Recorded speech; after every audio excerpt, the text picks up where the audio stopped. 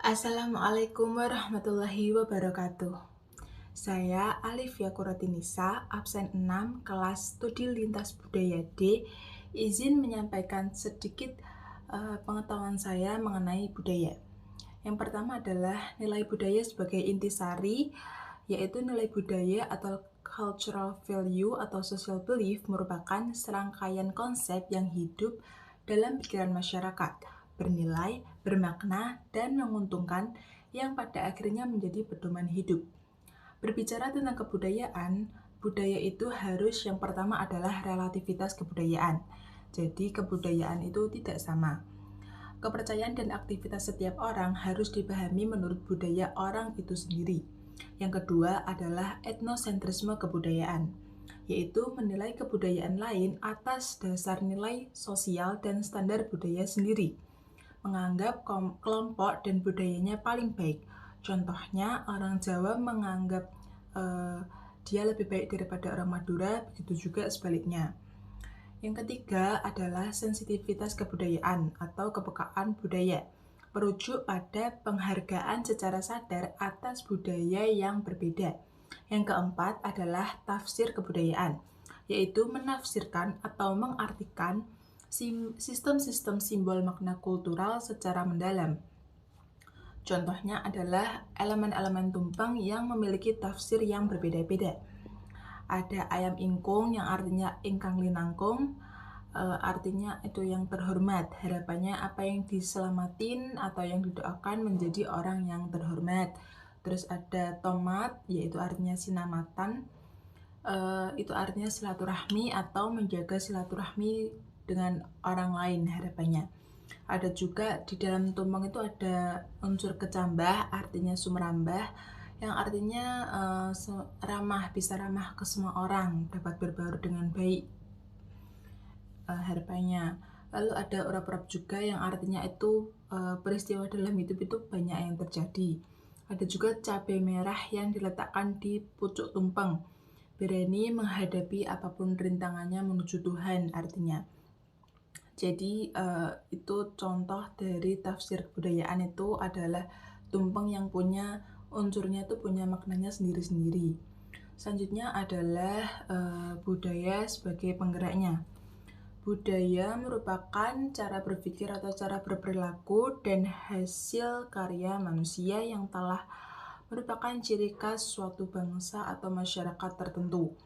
Budaya atau kebudayaan berasal dari bahasa Sanskerta, yaitu budaya, yang merupakan bentuk jamak dari budi, yaitu budi atau akal, diartikan sebagai hal-hal yang berkaitan dengan budi dan akal manusia. Dalam bahasa Inggris, kebudayaan disebut culture, yang berasal dari kata Latin colere, yaitu mengolah atau mengerjakan. Dalam budaya ini membahas tentang cara berpikir, yaitu pikiran atau ide, cara berbuat, karya atau pekerjaan, dan hasil karya. Cara berpikir menurut Charles Peirce itu ada yang pertama yaitu method of tenacity atau keteguhan atau masa lalu. Berpikir dan berperilaku didasarkan pada cara berpikir dan berperilaku leluhurnya. Orang berpegang teguh pada suatu pendapat karena pendapat itu sudah diyakini kebenarannya sejak lama. Yang kedua adalah authority atau otoritas atau kekuasaan, yaitu cara bertindak masyarakat didasarkan pada cara bertindak orang lain. Contohnya, ketika guru olahraga mengatakan tahun depan akan terjadi krisis, itu tidak banyak yang percaya. Tapi ketika Menteri Keuangan mengatakan tahun depan akan diperkirakan terjadi krisis, banyak yang percaya karena beliau Menteri Keuangan ini punya authority atau kekuasaan di bidang ekonomi tersebut. Lalu selanjutnya yang ketiga adalah intuition atau suara hati atau kegaiban. Itu kemampuan untuk mengetahui atau memahami sesuatu tanpa dipikirkan atau dipelajari, berasal dari bisikan hati, yaitu merupakan cara berpikir yang sempurna. Lalu yang keempat adalah scientific method atau metode ilmiah. Merupakan suatu prosedur atau tata cara sistematis yang digunakan para ilmuwan untuk memecahkan masalah-masalah yang dihadapi. Ciri-ciri dari scientific method ini adalah empiris atau nyata, kausalitas atau ada asal muasal atau ada sebab akibatnya, melalui kontrol dan harus jelas. Selanjutnya adalah budaya universal. Budaya universal merupakan budaya yang ada di seluruh dunia, yaitu terdiri dari yang pertama adalah bahasa. Bahasa dikelompokkan menjadi verbal, yaitu bahasa untuk kita gunakan berbicara sehari-hari.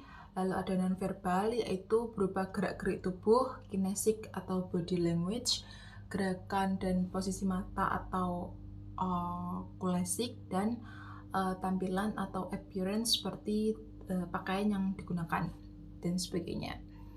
Lalu ada juga yang ketiga ini prabahasa, yaitu berupa intonasi yang digunakan. Nah, berdasarkan maknanya bahasa dikelompokkan menjadi yaitu yang pertama adalah makna tekstual, yaitu sesuai dengan tulisannya. Ada juga bahasa makna kontekstual, yaitu sesuai dengan kondisinya. Bahasa juga dikelompokkan menjadi monokronik atau low context communication, yaitu komunikasi dengan menggunakan sedikit lambang atau peristiwa. Ada juga polychronic atau high context communication, yaitu komunikasi dengan menggunakan banyak lambang atau peristiwa. Bahasa juga membahas tentang simbol, yaitu sesuatu yang tidak memiliki hubungan alamiah dengan yang disimbolkan. Contoh tangan seperti ini, artinya bisa sangat memuaskan, bisa nol atau tidak berguna, bisa juga vulgar, siap diajak tidur begitu. Lalu bahasa juga membahas tentang tanda, yaitu sesuatu yang memiliki hubungan alamiah dengan yang ditandai. Contohnya yaitu hujan karena ada mendung, mendung karena ada penguapan, penguapan karena ada panas. Bahasa adalah kekuasaan. Yang membawa kekuasaan adalah bahasa menurut Habermas. Contohnya lagu Genjer-Genjer, lagu Syukur, jargon takbir, dan lain-lain. Nah, setelah bahasa, selanjutnya adalah sistem pengetahuan. Ini membahas tentang cara berpikir masyarakat. Cara berpikir masyarakat terdiri dari yang pertama adalah mistis atau magis, yaitu sikap manusia yang merasa dirinya terkepung oleh kekuatan gaib di luarnya. Kekuatan gaib sebagai objek akan mempengaruhi kehidupan manusia sebagai subjek. Bahkan manusia sebagai subjek kadang hilang sama sekali menjadi perilaku gaib atau objek. Contohnya kuda lumping makan kaca, reok Ponorogo yang berat itu diangkat menggunakan mulut, dan sebagainya. Lalu yang kedua cara berpikir adalah ada ontologis, yaitu orang mulai mengambil jarak terhadap sesuatu yang mengitarinya. Contohnya itu adalah hujan disebabkan karena kuasa indra, Dewa Indra dipecahkan menjadi hujan terjadi karena penguapan. Ada juga cara berpikir fungsional, yaitu dengan berfungsi itulah sesuatu mendapatkan manfaatnya. Yang tidak mempunyai fungsi berarti tidak berguna. Nah, mistis itu ada, ontologis itu bagaimana itu ada, dan fungsional itu apa manfaatnya. Mistis, ontologis, dan fungsional bisa menjadi cikal bakal realistis. Contohnya, dulu oleh Jayabaya diramalkan akan ada kapal terbang, itu cara berpikir mistis. Beberapa tahun kemudian, ide berupa ramalan kapal terbang tersebut oleh bangsa barat dijadikan atau direalisasikan menjadi pesawat. Nah, ini menjadi cara berpikir yang rasional. Jika cara berpikir mistis belum direalisasikan menjadi rasional, berarti masih sakral.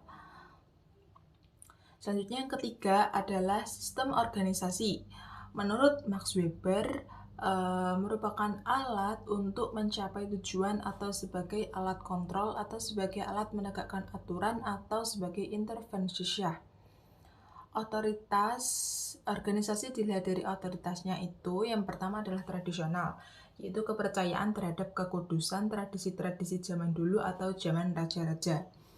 Ada juga karismatik, yaitu mutu luar biasa yang dimiliki pemimpin sebagai seorang pribadi. Selanjutnya adalah legal atau rasional atau birokrasi didasarkan komitmen terhadap peraturan resmi. Contohnya adalah patriarki dan matriarki. Selanjutnya adalah religi. Re artinya kembali dan ligi artinya masyarakat. Religi dikatakan agama karena ingin mengikatkan kembali kepada Tuhan. Religi merupakan keyakinan kepada Tuhan yang Maha Esa. Contohnya, bagi umat muslim, sholat merupakan cara untuk berdialog dengan Tuhan. Sholat merupakan perintah untuk memberikan kepada fakir miskin dan memperhatikan anak yatim, sedangkan sembahyang merupakan ritualnya. Yang kelima adalah sistem mata pencaharian. Itu ada yang pertama itu pertanian atau vegetasi, menggantungkan hidupnya pada alam menggunakan cara berpikir mistis. Ada juga produksi atau pabrik menggunakan cara berpikir ontologis. Ada juga konsumsi atau berkelimpahan, biasanya di bidang jasa, itu menggunakan cara berpikir fungsional. Menurut Van Persson, terdapat 3 dorongan alamiah manusia mengelompokkan mata pencaharian. Berdasarkan sudut pandang vegetasi, kematian ini dianggap sakral. Contohnya adanya kenduren. Seksual ini dianggap sakral, contohnya tidak boleh pacaran, harus nikah dengan adat yang ada. Eksplorasi itu pencarian sesuatu yang belum ada atau belum maksimal. Berdasarkan sudut pandang produksi, kematian itu dianalisa, dicari penyebab kematian. Seksual itu sekedar mencari keturunan. Seksual itu bukan sakral. Selanjutnya, eksplorasi itu berusaha habis-habisan kalau bisa dihabiskan. Berdasarkan sudut pandang konsumsi, kematian itu memilih jalan kematian. Seksual itu erotika, seksual adalah wisata. Contohnya itu Alexis. Selanjutnya adalah eksplorasi, yaitu sudah mulai ingat fungsional, kekayaan dia harus berfungsi. Contohnya Bill Gates yang tidak bisa menghabiskan uang. Yang keenam itu sistem peralatan hidup dan teknologi, mencakup peralatan dan perlengkapan yang dibutuhkan manusia dalam kehidupan sehari-hari. Teknologi berfungsi untuk pemenuhan kebutuhan manusia. Teknologi peralatan dan perlengkapan hidup manusia meliputi alat-alat produksi, senjata, wadah, pakaian dan perhiasan, makanan dan minuman, tempat berlindung dan perumahan, dan alat transportasi. Selanjutnya yang ketujuh adalah sistem kesenian, yaitu sarana manusia dalam mengekspresikan kebebasan dan kreativitasnya. Kesenian merujuk pada unsur keindahan yang berasal dari hati manusia. Contohnya seni suara, seni sastra, seni rupa, dan lainnya. Terima kasih, itu yang dapat saya sampaikan. Wassalamualaikum warahmatullahi wabarakatuh.